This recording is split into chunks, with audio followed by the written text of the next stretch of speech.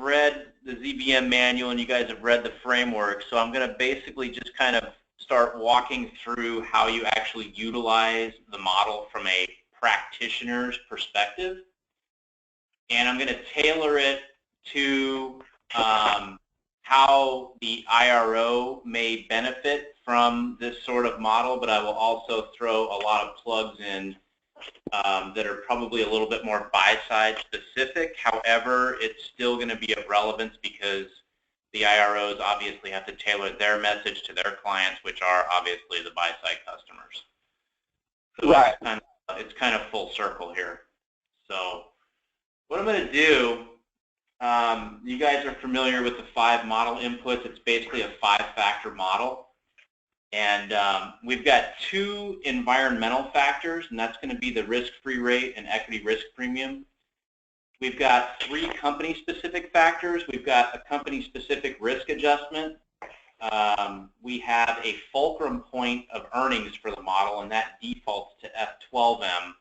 But as you saw in the sector energy analysis video, the model is linear, and that's what this red line, those are actually the normalized earnings trend points along what we call the normalized earnings trend line that are fulcrumed on the $2.14 that represent the slope of 15.64.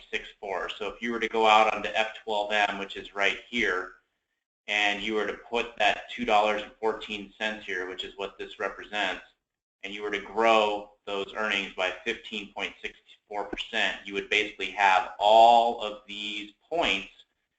Keep in mind, these are fiscal year end aligned now, so you can match how your modeled normalized earnings trend compares with consensus fiscal year end aligned, even though the model EPS F12M is a forward 12-month number that's interpolated between FY1 and FY2. So where's that number on the graph? The number on the graph is going to be your F12M point, and it's basically if you just go out to the end of the price line, which is yellow, and just drop down, that's going to be your F12M fulcrum here. The green diamond is F24M. Okay? So it's the 1 year forward. And a lot of people ask, well, why do you use an F12 number? Why don't you just fulcrum on an FY1 or an FY2? And the reason why we use an F12M number is it eliminates fiscal year end bias between companies. That's the first reason. The next reason, obviously, is going to be the DDM type equation itself requires cash flows at time 1, time 2, time 3. Time 1 being 1 year forward. Okay, so that's what this 1 year forward EPS is essentially time 1, and then 24 months is time 2, and then we have time 3, time 4, so on. That's what all these, basically these points represent along that line.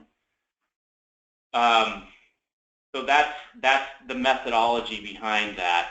And the other company-specific adjustments that we have or inputs into the model are going to be an assumed growth rate, okay? And then we have a company-specific risk adjustment, which I allow users to just manipulate that on their own.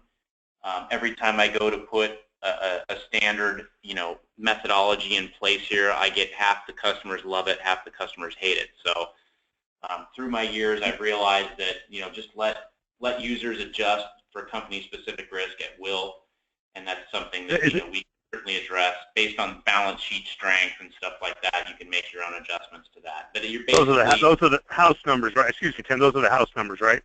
Yeah. So house numbers you can put in yourself. So that's house override. So if you wanted to make any adjustment to company-specific risk, you would literally just ratchet this up. So if you wanted to give somebody a 50 basis point penalty, let's say that they've got just a little bit too much debt and they haven't grown their balance sheet in accordance with the debt load they've taken on, or they haven't been able to experience accretive revenue growth with that investment, then you might want to penalize them. You just basically click calculate, and you'll see what that does to the model return. So that's beyond the equity risk premium. What's that? Beyond the equity risk premium? I didn't understand your question. So in other words, you are adding additional risk beyond the equity risk premium? Right, because keep in mind that a total equity discount rate is going to be a risk-free rate plus some premium to be in the equity class of securities. That's going to be a macro factor that's equally applied to all stocks. Then you have a company-specific risk factor. Those three variables roll up to the total equity discount rate, which is then used as the discount rate, just like you would have a discount rate in the DDM model. So our rates and everything, it's all 100% transparent. It's literally sitting right in front of you. But this equity risk premium is specific to this company, yeah? No, it's not. It's a macro factor. Oh, it is macro. So Macro. any stock I pulled up right now would have the same equity risk premium? Sir. Yes, sir. Equity risk premium is the premium that investors require to just simply put money into the equity basket of securities. So any stock, they would require this premium above the risk-free rate just to go into the equity market. Gotcha. Okay. So what is this telling us? So basically, whenever you come into the valuation model, if you become like me, you'll model hundreds of these stocks almost weekly, and you probably won't do that many. I do a lot from strategy sessions, from sales managers that call me account managers, whatever. But I model a ton of stocks, and you're always going to want to just click on the default model just to make sure that you actually reset the model before you actually start doing your analysis. And so basically we've got several red flags staring us in the face right now that we need to reconcile. The very first thing that you'll realize, and I'm going to send you my list of the Zacks earnings certain proxy stock, is that the stocks, you're going to want to kind of familiarize yourself with this group of 75 companies because they are the most earnings stable stocks in the entire universe of North American traded equities. And Starbucks is one of them. If you look at this earnings line, you'll see that there's very little cyclicality in these numbers. It's just literally a hard-charging growth stock, okay? But what we can see right away is that we had a nice growth multiple, and I'll talk about this in just a minute. The distance between this yellow line and this orange line is going to represent your PE ratio. And the manner in which we scale these charts is extremely proprietary. We use a log scale, and then we actually scale the earnings line. This orange line that you're looking at right here is actually your trailing 4 quarters adjusted earnings lines. This is all for non-recurring items. So we take out any one-time charges. Anything like that is going to be considered non-operational and is going to come off that. And so you end up with a clean, consistently stated earnings line for which then you can actually start drawing conclusions on what is going on in terms of PE multiple expansion and contraction. And what you're going to see with a company like Starbucks is that it's always traded as a growth stock. And if I do a right mouse click and look at the history, I'm looking at 20 years. So for the last 20 years, we had a growth multiple. A growth multiple I define as anything beyond a PE multiple of 10. But what I want to point out right here is that we had broken growth right here. And we had a broken growth scare to the point where the buy side actually drove the price all the way down to where it actually met the earnings line. And this is very, very critical to understand, especially when you're going to be meeting with IROs. Because when this happens, what it's telling you is that the buy side is not confident on your ability to deliver any sort of forecast earnings. So they're literally only going to pay you for what you deliver on and not a penny more. And as the buy side then becomes more comfortable with your guidance, once you've delivered that broken growth scenario, which happened right here, which was the reason why this got driven all the way down to the earnings line, then and only then, once that confidence is restored, you'll slowly start to get a growth multiple. And you can see that we've been on a multiple expansion literally ever since 2009 for Starbucks, okay? This point right here is extremely critical in terms of relative valuation, okay? I've been doing this for over 20 years, and I've consulted with well in excess of 1,000 PMs and beyond, and some of the brightest minds in the industry. And what we've concluded is when this happens, right, we're trading at a PE multiple of 10 on a forward earnings basis. That's one of the important points. Whenever these two lines cross, because we're actually scaling earnings by a factor of 10, in other words, this $2.14 that we referred to right here, if you were to draw an imaginary line over there, you would see that that's pretty close to 21.40 on this chart. So you literally just divide this by 10. So this would be $1.70 in earnings or $17 in price. So it makes total sense that if we're lagging earnings by 1 year, which is what we're doing, right, we're pulling that earnings back. And why we're doing that is because it gives us a visual fit to a forward earnings multiple, which is how stocks normally trade in terms of valuation. When these two lines cross, here's a period where Starbucks was actually trading at a forward. Tell you that, right? That's the beauty of how you can do this analysis very, very quickly and literally just stay right on the same screen. What the buy side was thinking at this point was that this earnings was not necessarily going to be delivered, this level of growth. The buy side was thinking maybe we were going to, come down and start struggling again with earnings growth. That's why this dip occurred. But you can see very, very quickly that confidence was restored and the distance between these two lines grew. And that's a multiple expansion, a PE multiple expansion, which we're going to explore more in just a minute. To the point now where we're sitting at what you could call near record highs, though we've come off probably PE in the mid-30s here all the way down into the low 20s, actually mid-20s. Our actual PE F12M is 2582. And this brings us to the next scenario here that I want to discuss, the red flags, okay? This was a broken growth scenario. We have to see how this stock traded relative to earnings. This PE multiple contraction, you see how the space or the distance between the orange and yellow line converges to the point where it's actually come together? This was triggered by a decline in price that was ultimately led or ultimately met with what I call a valuation catch-up, okay? So what triggered the decline was this forecast downturn, which ultimately turned, but yet the buy side still wasn't convinced of the turn, so it kept driving the price down until valuation caught up, it met. Now we've got confidence, now we've got a multiple expansion, and this continues on. And Pierre, this was that trend that I was telling you about for your grandmother, where you'll ride flat for a year, then you take a leg up, valuation catches up, you ride flat for a year, you take a leg up, valuation measures catch up in terms of earnings.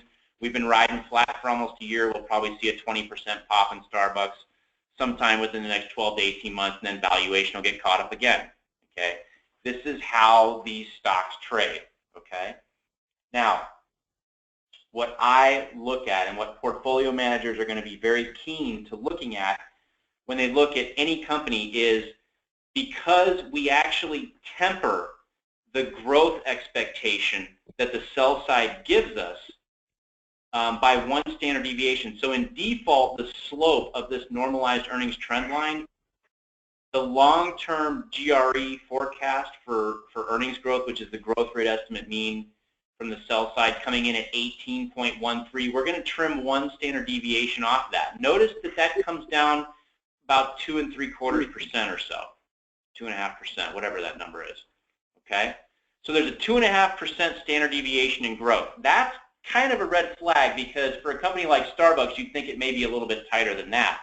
However, there's a bigger red flag, and that even at 15.6% growth, take a look at the forecast growth for FY1, FY2, and FY3. What do you see, Pierre? You see 20%? Yeah, 20% and coming down and stabilizing at 15%. Right, so you would think that 15% on an implied growth basis might be a fair valuation, right? You would think, right? Yeah. It would be reasonable, but here's another red flag. The red flag is that our model is telling us that the PE that it should be trading at is actually a 36 multiple. And how we arrive at that is that if the buy side we're going to bid the valuation of Starbucks at an implied growth long-term at 15.64%, it would actually warrant a forward multiple of 36. We would actually see right now a price appreciation or arbitrage profit of 41%. So boom, we've got a red flag. We've got a huge positive current model return that tells us that the buy side is not paying anywhere near 15.64%. Okay? Mm-hmm. So what's going on? There's two ways we can look at this. The first thing I want to do is I want to see if a fully vetted sell-side valuation is even possible. Okay? A lot of times, the sell side comes in with these lofty forecasts on earnings, and if we look at the valuation, those valuations have never even come to fruition. And what do I mean by this? What I mean by this is, if the buy side were going to value Starbucks at 15.64% growth long term, let's do a least squares trend and see what it's grown at. It's grown at 21% year over year over year on average least squares since '96. So is it reasonable that the buy side may value Starbucks long term at 15.64? Yeah, it's reasonable. If they did, it would be trading at a 36 multiple. That's what we were trading at here and here. And we can see certainly it traded at that here and here, and we can verify that by simply going in and looking. So is that telling you that it's based on what you just showed on the least squares at 20% and the streets at 15, that they're being conservative? What that's basically telling us is that the buy side is seeing something and is valuing something going on. So it's a red flag to us that says, hey, we got to dig a little bit here. The sell side saying this thing is going to grow at 15.6, and the buy side is not paying anywhere near 15.6% growth. That's what it's telling us. So what we're doing right now is we are comparing the sell side forecast for valuation to what the buy side is actually bidding the valuation to in terms of price.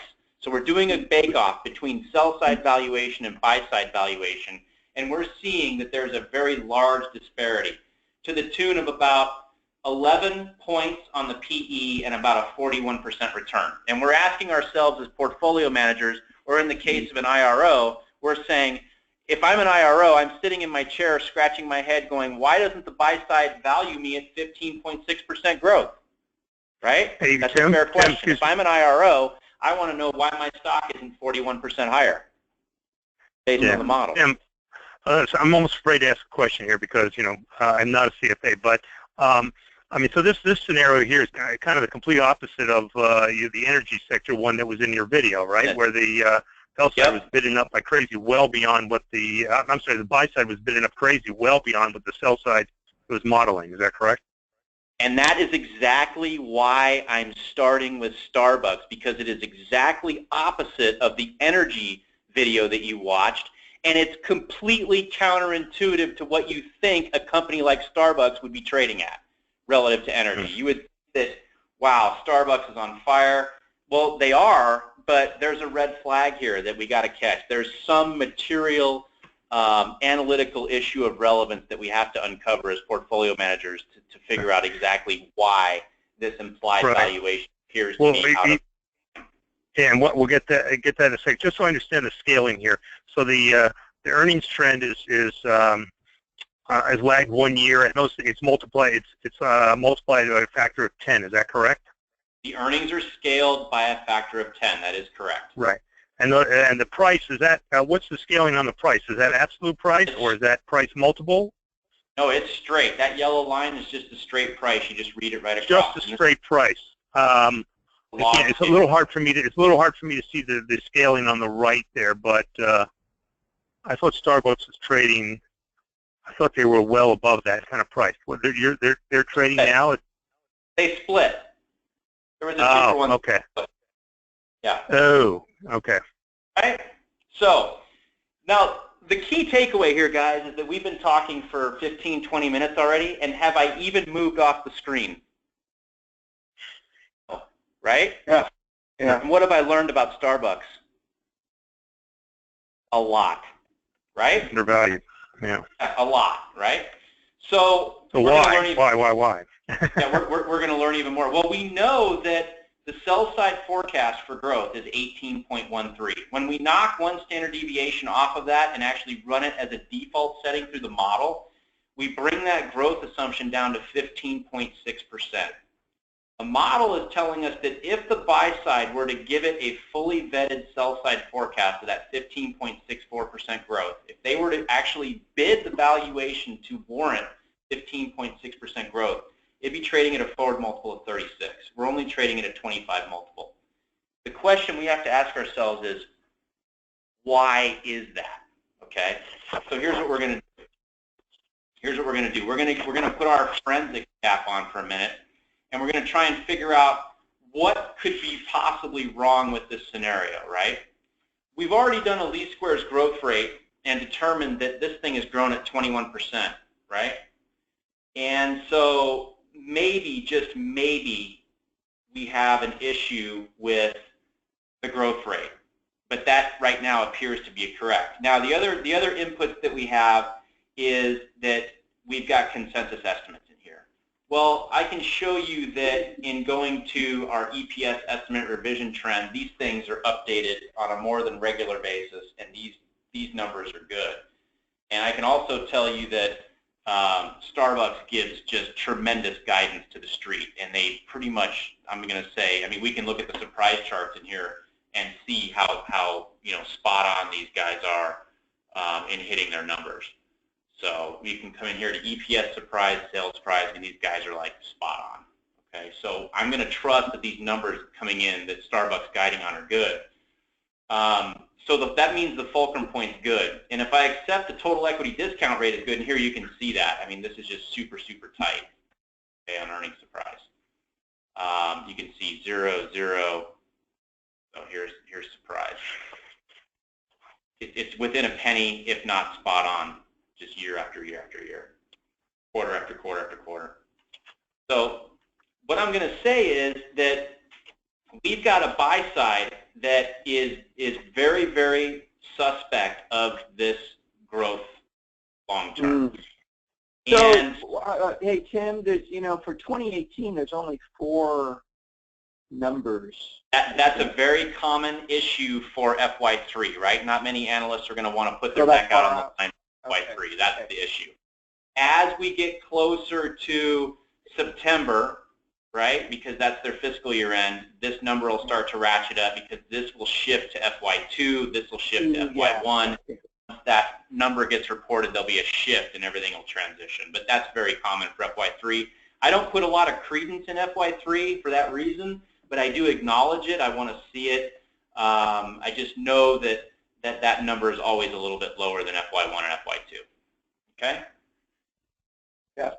All right, so where are we going here? What we have to do is we have to bring this model into equilibrium somehow. Once the model is in equilibrium, then it will actually tell us how the buy side is actually valuing Starbucks. We already know that we've got the model out of alignment because our current model return is 41%. Our model price is 78 bucks. This thing's trading at 55, and our model PE is 36, and our actual PE is only 25. So we've got to make some changes here. This model requires user interaction. That's the beautiful thing, is that you can model any level of forecast earnings by just clicking up and down, or your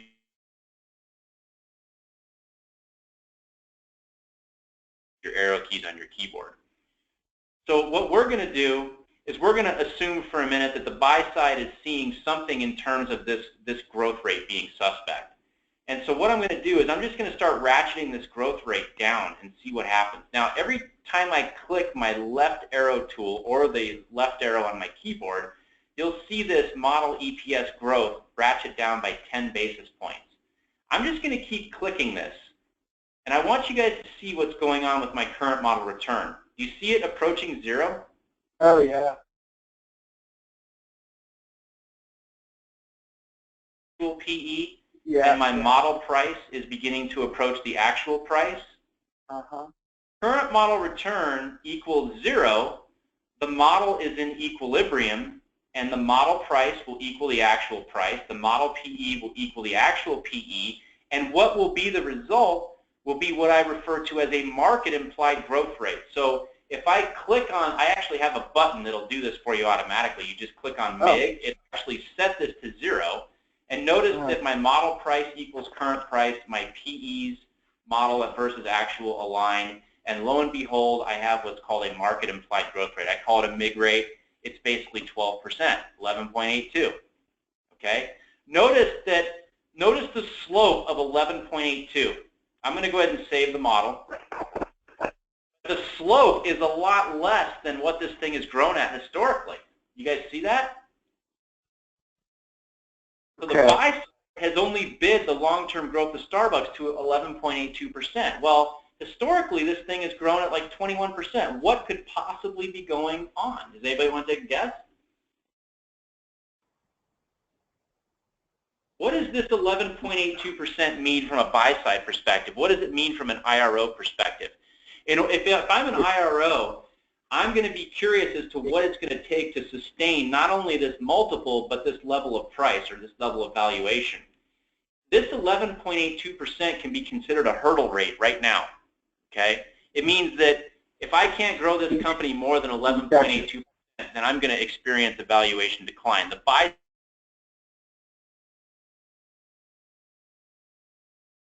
means. So we have to determine if this 11.82% market implied growth rate is both sustainable and supportable. Those are two key buzzwords you guys got to write down. And this is for what period of time? What's that? What period of time? Long term. It's long term, right? This is going to change daily. These results change daily. I align the long-term forecast the same way the sell side is 3 to 5 years, but when you run the model, this thing can change daily. Okay? 3 to 5 years. Okay. So come back to what were the buzzwords you talked about? Anything beyond 5 years is a completely unknown, right? Because companies are constantly making divestitures and acquisitions. That companies actively manage this line. You don't look at companies like ADP and other earnings certain proxy names and don't think for a second they're not managing this earnings line. They are. As an IRO, you guys know that, right? Okay. So we have to determine if this 11.82% is both sustainable and supportable. Is it sustainable long term? In other words, is it being met with revenue growth? And is it supported with a historical trend that kind of matches that on the top side? So we have a view that's dedicated to this. It's called our growth and margin view. Okay? So I'm going to go ahead and save this. This is our hurdle rate. In order for us to justify this sort of valuation that we're looking at right now, in order for us to be able to make a buy or sell decision, I got to see growth that is north of 11.82%. Okay? Now, what do you see when you look here? My eyes take me right to the capital structure section, which is the shares diluted, the change year over year. Do you guys see that they've got an accelerated share buyback program that's started up? I see that now, yeah. Okay. Well, I also want you to take a look at how that share buyback is distorting their diluted versus aggregate growth rates. When you look at the year-over-year percentage change in earnings per share versus aggregate earnings, revenue per share versus aggregate revenues, what do you see? I see that when the investor relations group and they go through their conference call, I'm seeing 17% growth diluted, but in actuality, they only grew 13%. So earnings, yeah. When I'm looking at revenue growth per share, it's showing 10%, but in actuality, aggregate revenue growth year over year was only 7%. Where do my eyes go directly from this point as a portfolio manager? I'm looking forward 12, right here, F4Q estimate. Where is my bottom line growth? Remember, we got a share buyback going on. Do we want to use the diluted numbers or do we want to use the aggregate numbers? In order for us to use the diluted numbers, we have to be able to assure ourselves that this type of buyback was going on for the past 15, 10, 20 years back here. Why? Because we have to compare these numbers to long-term least squares growth rate in order to make any sense of what we're seeing in terms of growth. It's got to be apples and apples. Yeah, you have to have apples and apples. So we have to look at aggregate, right?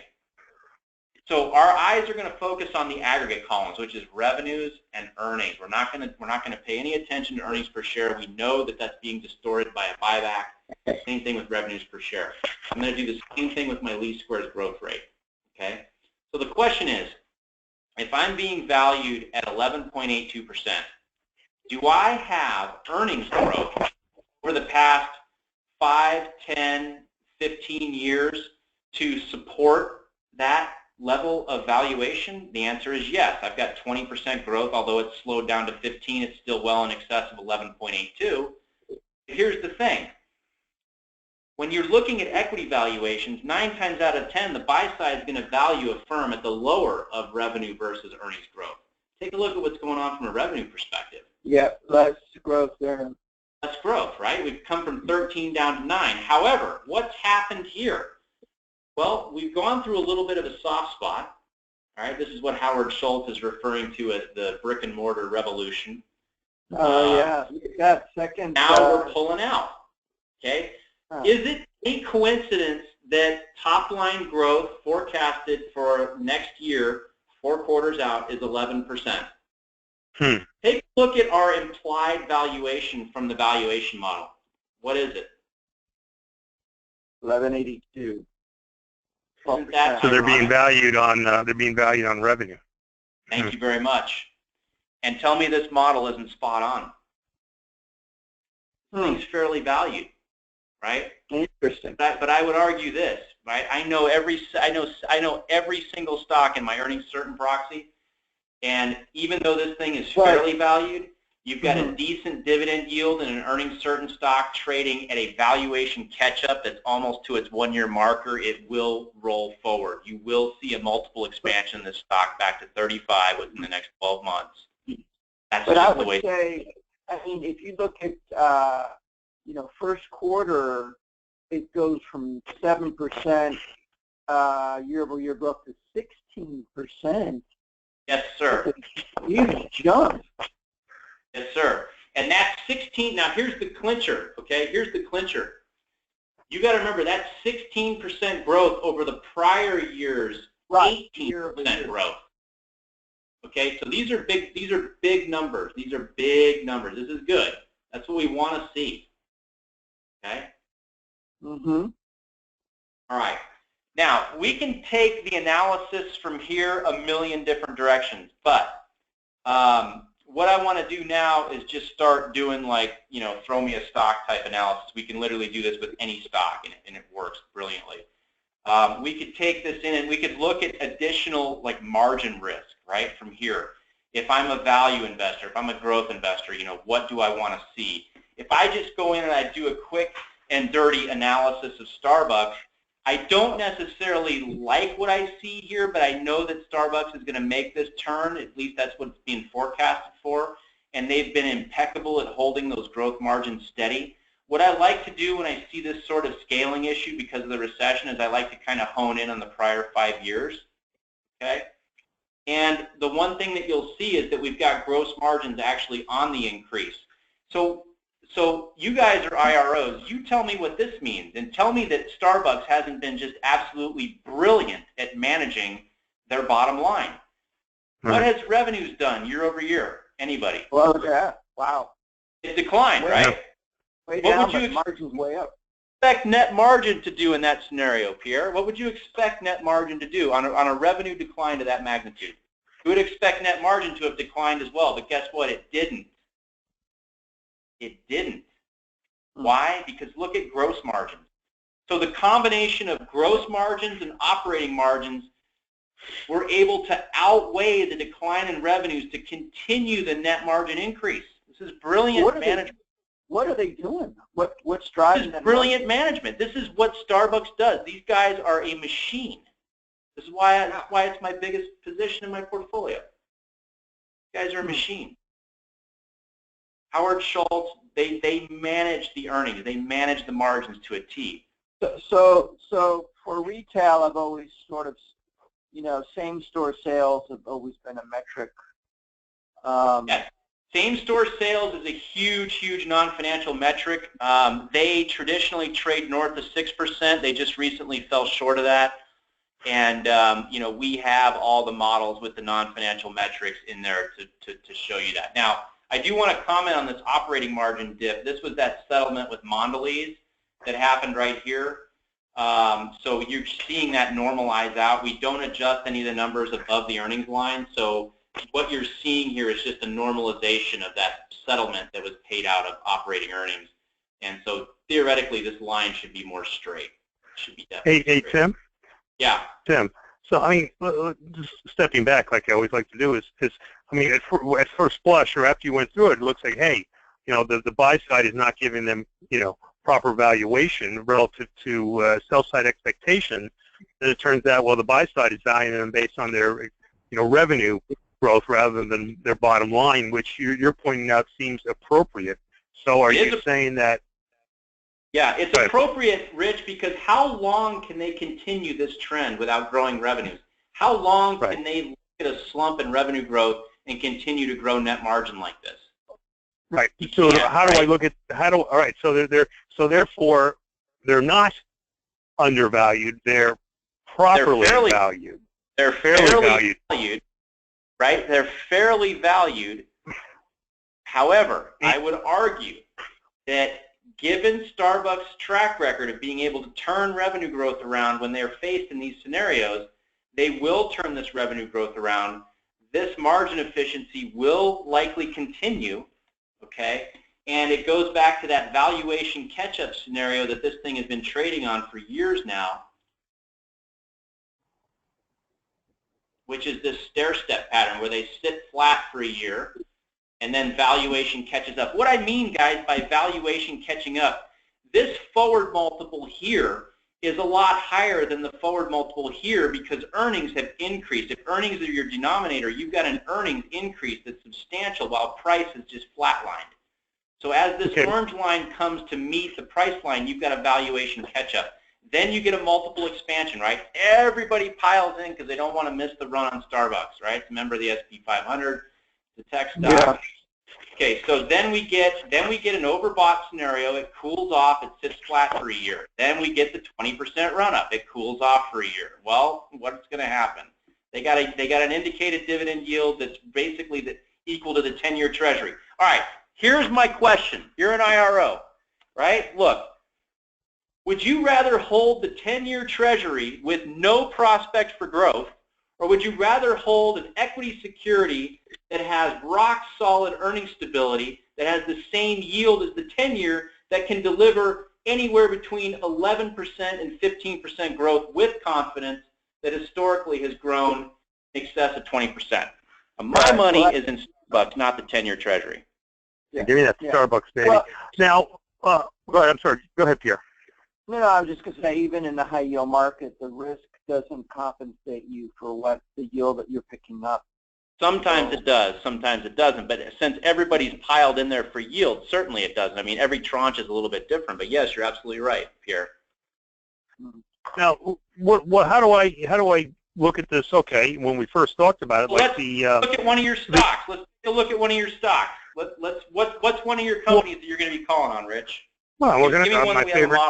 Celgene. Well, Celgene, we have a model on it, right? I mean, that's my favorite example. But I guess what I'm getting at is but you don't, the concept before you said, hey, the sell side it looks undervalued versus buy side is undervalued versus sell side expectations.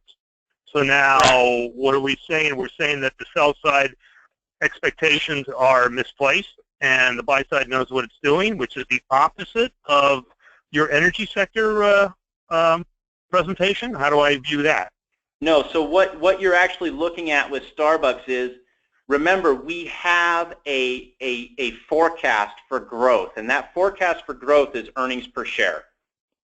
So what the question that we're asking ourselves is, if Starbucks is going to be valued at that level of earnings per share growth, then we should receive a multiple of X, right? Right.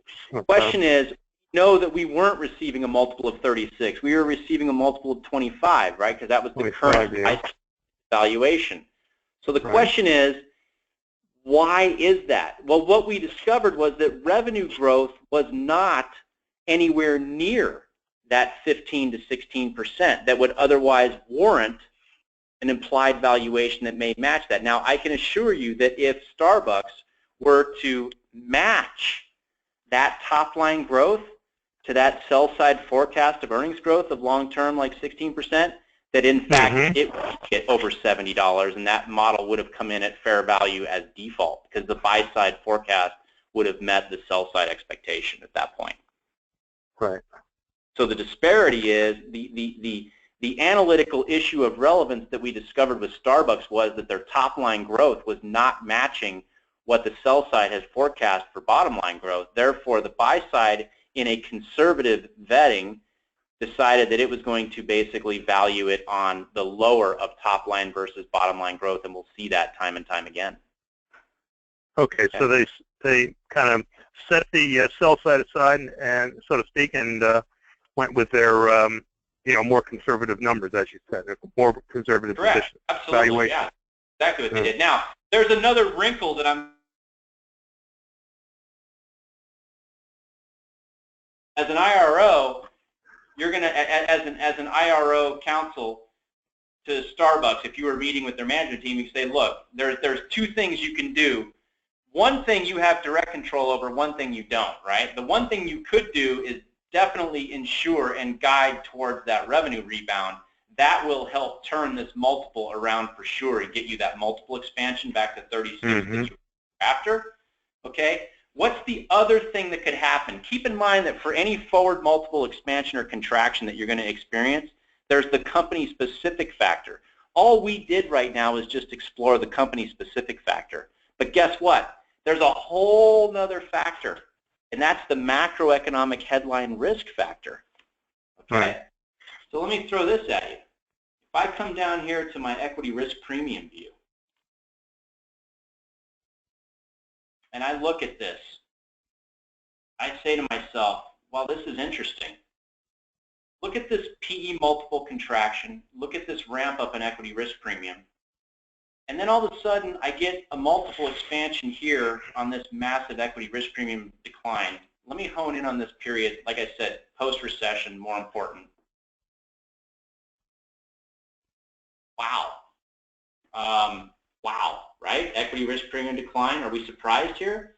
So if I'm Starbucks management, I can either hope for that revenue turnaround, or I can pray that equity risk premium continues to fall, because it appears as though every time equity risk premium falls from a macro perspective, I get the benefit of a forward multiple expansion regardless of what I'm doing fundamentally, even though I've grown revenues over this 5-year time frame at 177%, right? I'm still only trading at that median multiple of 25. You see the MD right there? Right. The current point, 25.8. I'm still trading at median over the 5-year. Okay. Do we know? I mean, does Starbucks give long-term revenue? Like, we have an expectation of long-term revenue growth, or do they keep? You said they give pretty good guidance, but do they? We can calculate that. It's in the models. So we have all the revenue forecasts for Starbucks, and we even have it down to the segment. What I want to show you guys is the next view, and you guys have this pitch book in your ZRS. It's called the Zacks Quick Analysis. This is basically the framework that I go through when I do a lot of my strategy sessions. So this is like all the views that I'll start with. Okay, notice that we've only hit like 3 or 4 views in the last, we've been on the phone for almost 45 minutes. I have Starbucks pulled up on my ZRS, and I'm as you move around, I'm moving around myself for real on mine. So take a look at this, right? So we've got equity risk premium mapped against the forward multiple for Starbucks, okay? And when I look at these, what I want you guys to do is I want you to do a right mouse click history, and this is where I want you to always start. And take a note on this. You always want to start your analysis on this at 1/1/2001, and because this is the point in time in which this corresponds to 9/11. This has literally been the start of the most recent bear market, right? I mean, you look at Walmart, you look at a lot of these other bellwethers. I mean, a lot of these guys have literally traded flat, since 2001. And so I always like to look at correlations to macroeconomic headline risk relative to that time frame. And so if you click on the beta coefficients up here, this will actually run the regression for you, and it'll actually show you your optimal lead lag frame here. But the idea here is that when we look at Starbucks, there really is not a lot of correlation, and my guess is because it's that broken growth period. I haven't looked at this chart in a long time for Starbucks, so why don't I pull this thing down to 5 years and see if we get rid of that recessionary period where we had that broken growth, because we had earnings declining, which would give us, near term, give us an increase in forward multiple, but then as the price responded. Now I got an R squared of 0.53, which is a little bit better. I still like to see an R squared that's correlated at about, that's going to have about a 0.6. That would tell me that like 60% explanatory power between equity risk premium and PE. So equity risk premium be able to explain, in this case, about 53% of the movement in Starbucks' forward multiple. The key is it's correlated at negative 0.73. The idea and the reason why Starbucks isn't more correlated than this is because Starbucks has a huge correlation to two key commodities, and that's dairy and coffee. Okay, and that's the reason why we don't see a larger R square. Do you guys remember that massive drought we had in Brazil and South America?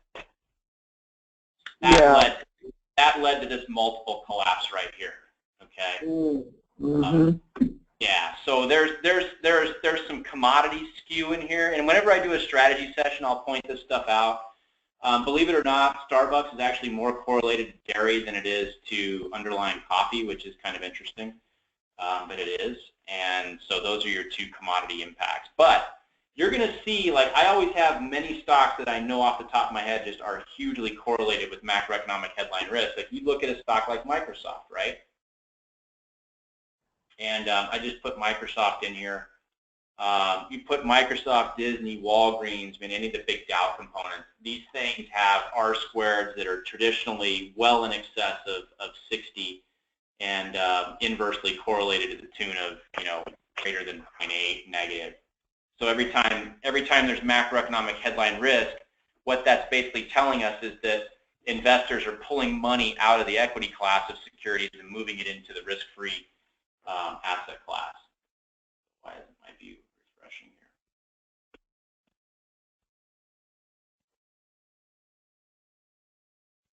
Hold on a minute.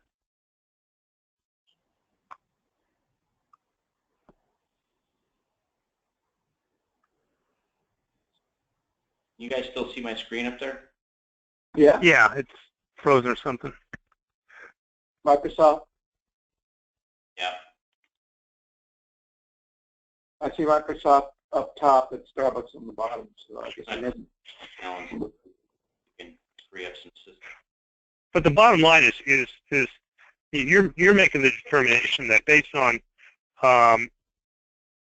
Starbucks' historic growth rates and its future expectations, the fact that the buy side is valuing them based on a you know, their expected revenue growth rather than bottom line growth seems appropriate, right? And they're taking a more conservative view than the sell side.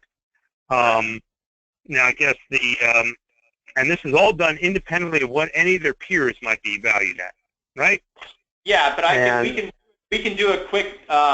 We can do it really quick against Dunkin', right? Dunkin' would probably be their #1 peer. I mean, yeah, McDonald's. I mean, but keep in mind, I mean, Dunkin' is going to be faced with some of the same commodity impacts that Starbucks, but certainly in their peer groups would be all the fast fooders. So yeah, I mean, we can run Dunkin' real quick. I'll do that for you right now. What I wanted to show you was getting back to this Microsoft view.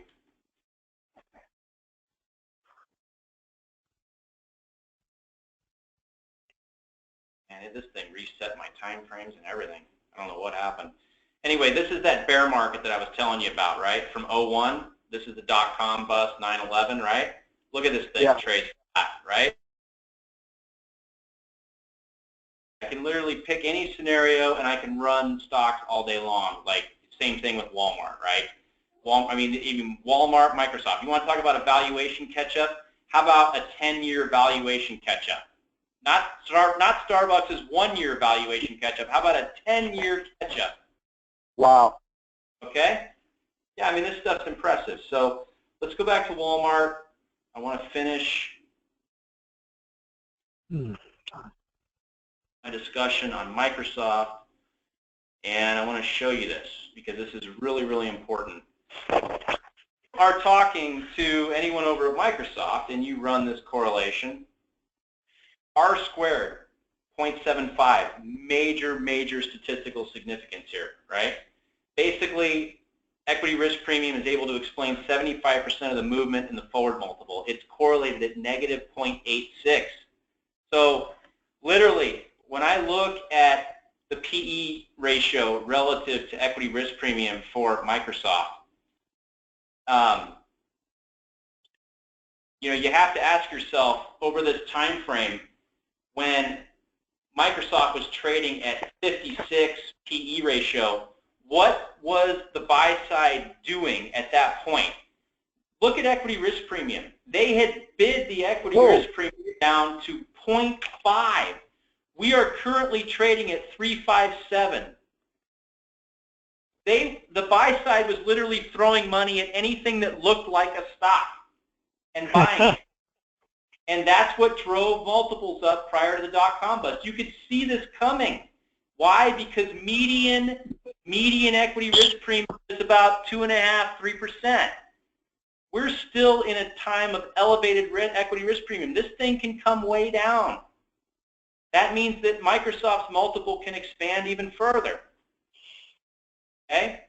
Why do we know that? Well, we know that because it's correlated at negative 0.86 with an R squared of like 75. It's massively correlated with statistical significance. Take a look at this movement, right? Forward multiple contraction. If I were to literally draw a line here, just literally place an imaginary line. I actually have trend lines coming. Now I've got mean, median, standard deviation. I can do it on a regular PE chart. They're coming for the 4-panel. But literally you'll be able to line this. But look at the decline, look at the rise in risk premium. Take a look at this decline and take a look at this rise in forward multiple. And you can really see it coming down to the 5-year. This equity risk premium is an actual versus forecasted. This equity risk premium is 100% derived off of forecast data. It actually measures the movement of capital between the equity basket of securities and the risk-free basket of securities to assess that level of premium that investors are commanding just to be in the equity space. Right. Okay? So as this equity risk premium continues to come down, what can we expect to happen to the forward multiple of Microsoft? If we're correlated at 0.75, right, or the R squared is like 0.75, if equity risk premium comes down 1%, that means 75% of that likely is going to translate up into a multiple expansion of Microsoft, right? It's huge. Yeah. So this is what I want to show you guys. What has EPS really done for Microsoft here? I mean, it's kind of, it's kind of flat, range right? bound, between 250 and So 280. if it's range bound, and that's the company-specific portion of your multiple expansion, take a look at that multiple expansion. Look at PE's gone from 10 to where we're at 20. It's doubled. What is the reason for the doubling of the PE? Sure as heck isn't this growth rate. It's the decline in equity risk premium. Huh. That's your driver. So now you guys have another thing that you can arm yourself with in talking with IROs. Hey, you guys are correlated at negative 0.8 whatever, and your R squared is 80. And I mean, this is statistically significant. You guys got to be aware that your stock valuation is highly correlated to macroeconomic headline risk. Yeah. Right? Well, if the IRO is a former Wall Street analyst, that'll make sense to them. If they're not a former Wall Street analyst, we'll have to think of a way that we can say it in a way that they can understand it and a way I can explain it. Like a chart is worth 1,000,000 words. If you're looking at EPS growth, if they want to know why their multiple is expanding on no growth, look no further than this scenario right here. This will tell you if you've got this strength of correlation in a company who hasn't grown their earnings. This is 75% attributed. This multiple expansion 75% attributed to the decline in equity risk premium. So how do we explain this decline in equity risk premium from end of 2012 to where we are today?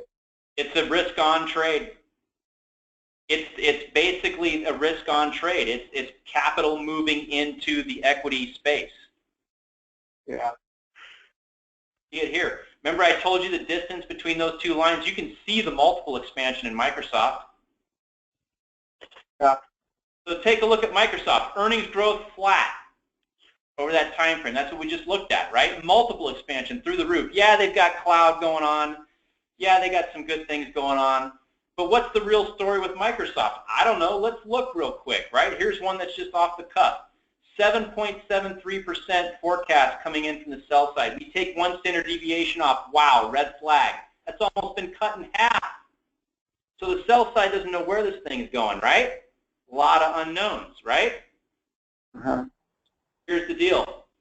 Does that 4.39% growth, do we have that in the bottom line, right? 2017 F1, 5%, 12%, 12%. Current model return, negative 31%. Wow, that tells us that taking one standard deviation off was a little bit too much. If we were only going to grow 4.39%, we see a decline of 31%. The buy side has bid the valuation of in excess of this. So the buy side is definitely liking what Microsoft has going on here because they're paying more than 4.39% growth. How much more? Well, we can ratchet this manually by clicking the right arrow up 10 basis points per click until current model return equals 0. Or I can just click on the market implied growth rate and see that Microsoft is basically trading at an implied long-term growth rate of about 8.8%. Now keep in mind, they've got a dividend that's well in excess of the 10-year, okay? To what extent? Well, you can quantify that very easily by coming into valuation history, yield, dividend yield to the 10-year. We're going to save the model, and I can tell you that after valuing these types of stocks for years on end, whenever you've got a 74% premium over the 10-year, it's probably going to command some sort of premium in terms of valuation. But 8.85% for all intents and purposes is our hurdle rate. So if we throw our forensic hats on, go into the growth and margin check. I'm only going to teach you guys these 3 views for now. We'll pick up the equity risk premium discussion later, and I'll actually show you how I calculate it. This is what I want to show you guys. My eyes go right over to the right. Capital structure change. Immediately I know I can't look at diluted numbers, right? I got to look at aggregates. What do I see? First thing I see is I've got positive profitability, but the bigger picture happens to be where? On the revenue side. The buy side is loving this.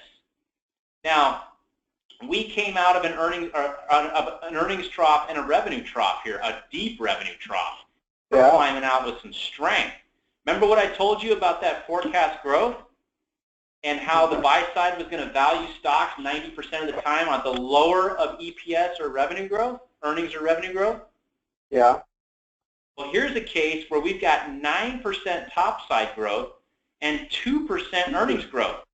Well, my theory that I just told you 90% of the time didn't hold, did it? Because we've got another scenario where the buy side is bidding on revenue growth. Look at this, 9%, 8.85. This is no coincidence. This model works, okay? But what's wrong with my theory? There's nothing wrong with my theory. What this tells me right now is that there's a margin opportunity with Microsoft, okay? And to verify that, I'm going to look at this margin opportunity by going to that margin analysis. And lo and behold, I've got one of the best buying opportunities I could possibly ask for in this environment. I've got a company whose revenue has been on the decline, whose gross margins have been on the decline, whose operating margins are literally at all-time lows. And I've been able to get a net margin bump off of this. At the same time, what are revenues forecasted to do over the next 12 months? We're sitting at negative 8%. Where are we going in 12 months? You guys remember from the last view? Where are we going in 12 months? Positive 9%. Going from negative 9, 6, 7, 8, 11. This is a 16 percentage point turnaround quarter to quarter annual, guys. This is huge growth. Now, you guys are IROs. What's this going to translate to in terms of net margin growth? If I can turn revenue growth from being negative 9% here, this chart's going to ratchet all the way up to here over the next year. What's going to happen to gross margins? Oh, it's going to be huge. What's going to happen to operating margins? And how's that going to translate to net? These things are going to go through the roof. So is my logic wrong when I say normally 90% of the time the buy side is going to value lower of earnings or revenue? No, my logic is spot on. And what it tells me when it's not that case, I have to have a margin problem, or I've got a serious issue with valuation. There's definitely a pricing mismatch. In this case, you could say that Microsoft is fairly valued because we are literally trading at what? We're literally trading at. Yeah, you know, but what I would say is, are those revenue growth assumptions too aggressive? Well, you're dealing with a tech stock, right? Why do you think the buy side isn't valuing it at 11% or 14%? And that answers your question, right? They're being conservative with 8.85. The other thing is, Pierre, you got to remember, again, would you rather hold the 10-year Treasury, or would you rather hold Microsoft that's looking to grow by June of 17 at 14%, and if you think that equity risk premium is going to continue to decline, what's likely to happen on top of this growth right here? Let's say they hit this 9%. What happens if equity risk premium continues the trend it's been on since 2012? What happens to the valuation of Microsoft just on equity risk premium decline alone? It's going to expand, right? Yeah. And then if you couple with it their ability to grow at 8.85% or 9%, keep in mind that this 14 and 11%, these are off negative numbers, so these will normalize out to about 8% over time. But look, they've been able to sustain that growth. Remember I said you've got to have long-term supportability in growth. Top line, 8.85, they've been doing it over 15 years. They damn near did it over the last 10. They're turning this thing around. Well, that's true. That's a good metric there to kind of litmus test it. Yeah. Okay. Keep in mind, I give you guys the quarter-to-quarter over here. If you're doing anything in the retail space, Rich, quarter-to-quarter matters. You're looking for quarter breakouts. Right. Doesn't mean anything for any other stock. Always look at the year-over-year. It gets rid of seasonality, okay? I've given you guys a lot to chew on. We can cut here, or we can move on to Celgene. We can do Celgene tomorrow. I don't care, however you want to do it. I am recording this, so you guys can go back and listen. Oh, that'd be great. Tomorrow's going to be tough for me. I wish we did it in the morning sometime. So if you want to just quickly do Celgene, but Pierre, what do you want to do? Let's see. Well, I've got a call at 10 in the morning. So we could do Celgene. I wanted to do Noble too, though. Let's do Noble offline. Actually, not offline. I want Rich to see Noble because Noble's going to be another earnings cycle that we need to make some significant changes to the normalized earnings trend line. So let's do Celgene now. Yeah. And then we can let's do a full energy. You guys can just throw energy names at me and we can kind of go through those. All right, let's do Celgene. All right, so the very first thing, I always, guys, when you're doing this, you've got to look at least 20 years, okay? And the reason for that is just exactly this. You have got to take a look at least 2 economic cycles, and you have to understand how a stock trades, okay? This is what I call a deep cyclical stock that has turned into a growth stock. Do you see that? So we know that Celgene is a biotech company.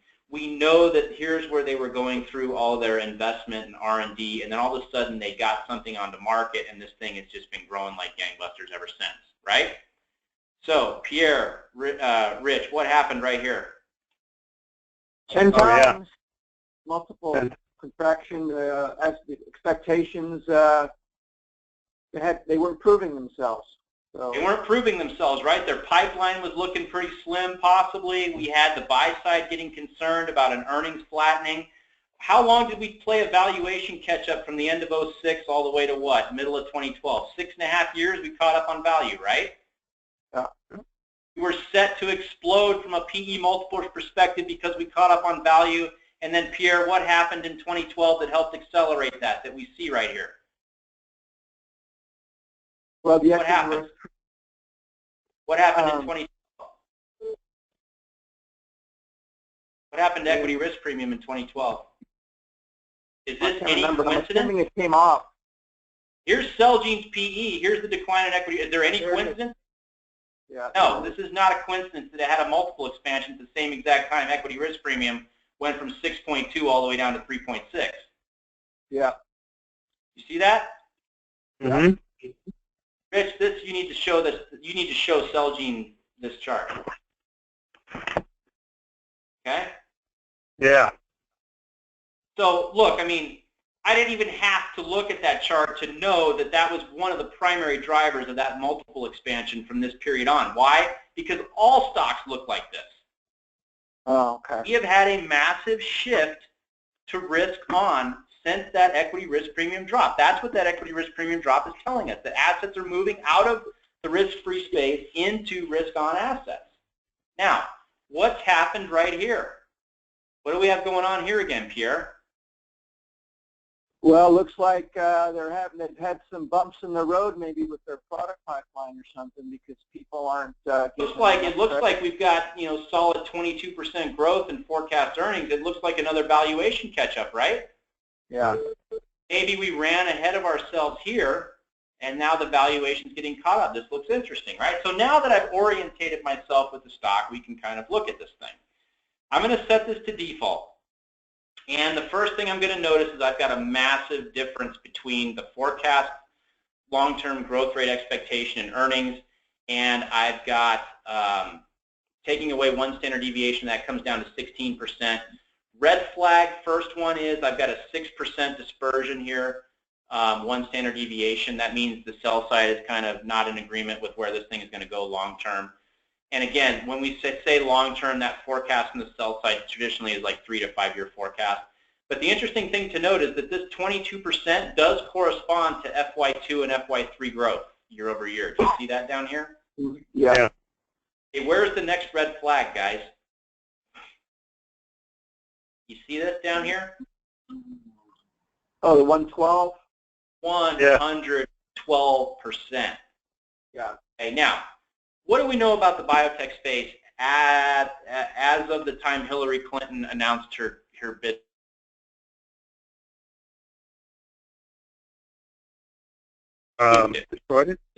She spooked it. She talked about cost controls for drug companies, right? So we know that there's pressure in this space, right? Guys got to be thinking sectors. When you guys are talking to IROs, there's other factors. There's macro factors, political factors, all sorts of things that go into this. So just have all this stuff kind of in your back pockets and just get it ready, because Celgene has been a victim of that, as well as Gilead and Amgen and everybody else. But this is a massive, massive valuation gap. Okay, how do we reconcile that? Well, we reconcile that by saying that the buy side is seeing something. Okay, when I click on the market implied growth rate, we're looking at 7.36% market implied growth long term.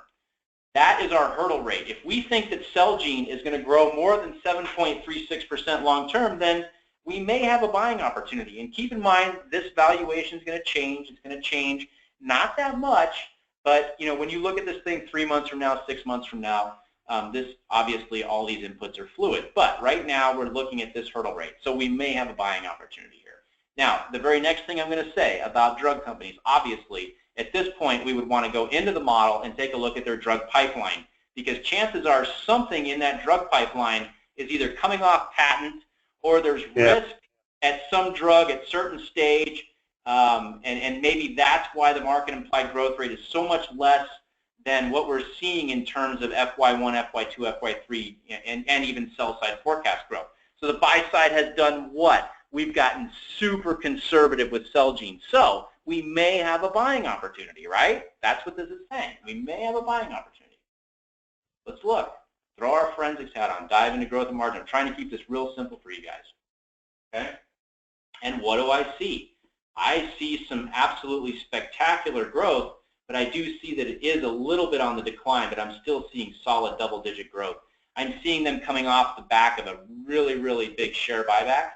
So I'm not even looking at the diluted growth column because you can see how skewed those numbers are. I'm looking at aggregate growth. I've got 34% earnings growth, and I've got 19% forecast revenue growth. This thing has been a solid, solid performer.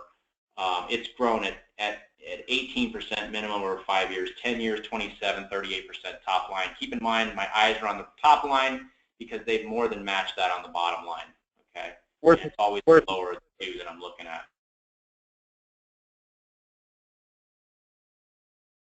Issue. Okay.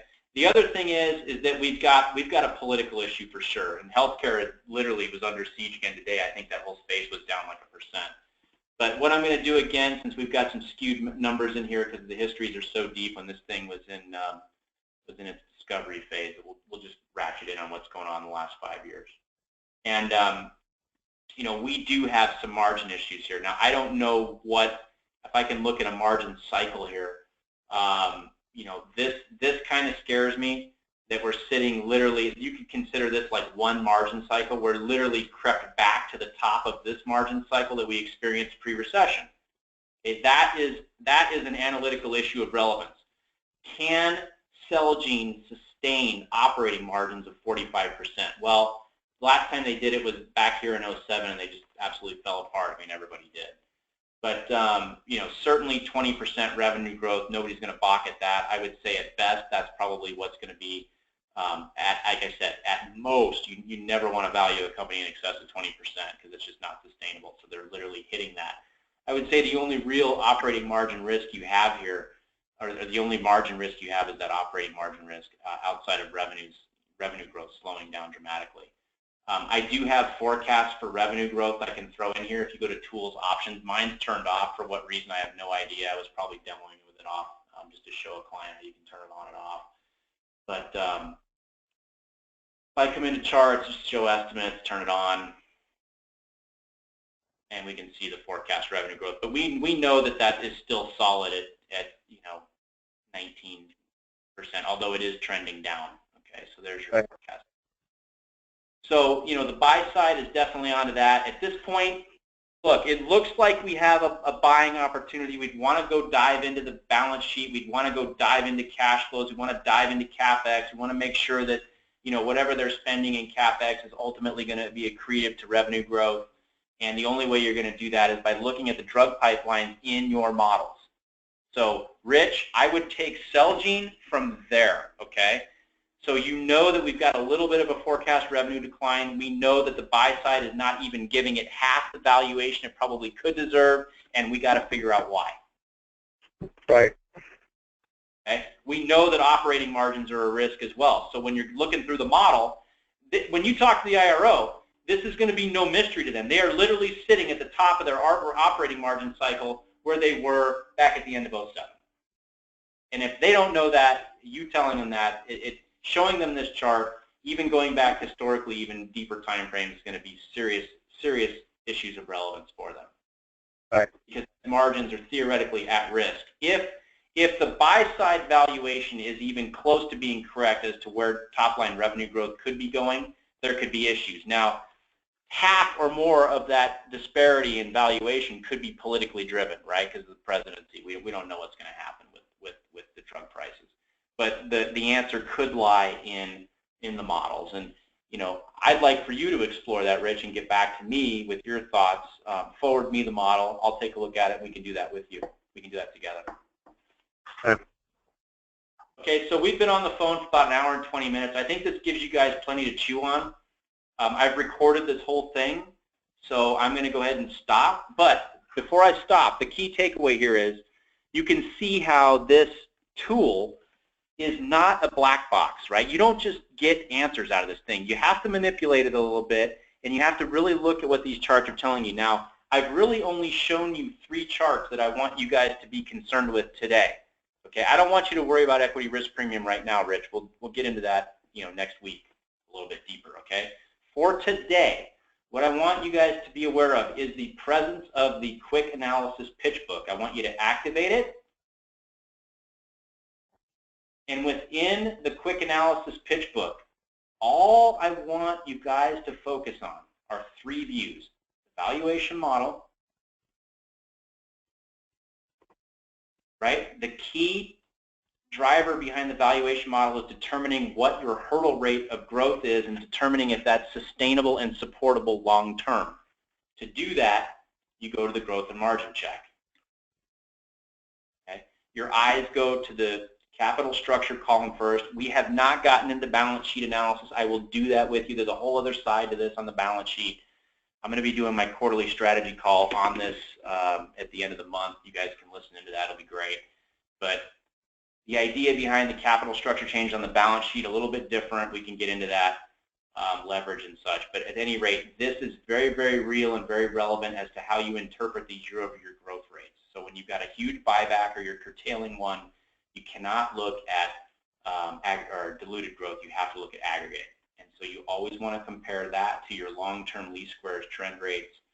You want to make sure that top-line growth matches that bottom-line growth. Without it, you can only cut costs for so long before ultimately your growth will gravitate towards top-line growth. If you want to dive into margins from a trend perspective to see where they're at in their cycle, you go to the 3rd chart that I want you to be aware of, which is the Zacks margin analysis absolute. So it's valuation model, growth and margin, Zacks margin analysis absolute, and those are the only 3 charts I want you guys to work with. And remember, it's always nice to see this, but realize, especially with these development stage drug type companies and the recessionary periods, it really, really is advantageous to just cut to the most recent 5 years after you've kind of digested what's on the chart to get a good idea of where these things are trending. And you might have to go a little bit deeper to get at a full, what I call, margin cycle. Okay, so that's what we did with operating margins, and you can see that we're at the top of that cycle again. Okay? All right. Yes. Yeah, we can pick it up tomorrow with Noble Drilling, or whenever we can, sync up our schedules. Rich, we can. Rich, what's your schedule tomorrow? Are you tough tomorrow? I'm only pretty much available from, Central Time from 10 until 1 Central Time. That's all I'm available.